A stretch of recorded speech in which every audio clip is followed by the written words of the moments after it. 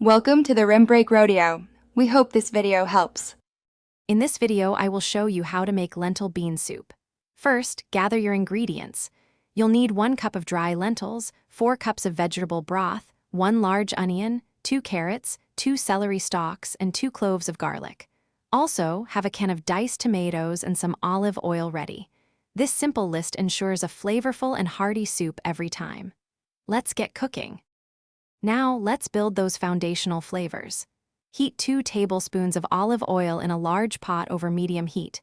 Add your chopped onion, carrots, and celery, cooking until softened, which usually takes about 5 to 7 minutes. Next, stir in the minced garlic for about 1 minute until it becomes fragrant.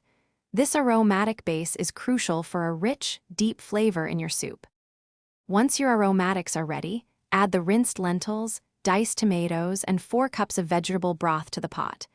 Bring the mixture to a boil, then reduce the heat to low, cover, and let it simmer for about 25 to 30 minutes.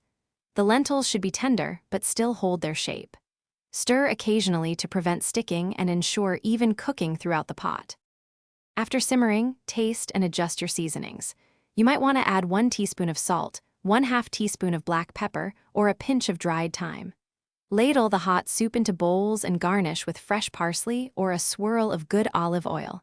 It's perfect with some crusty bread.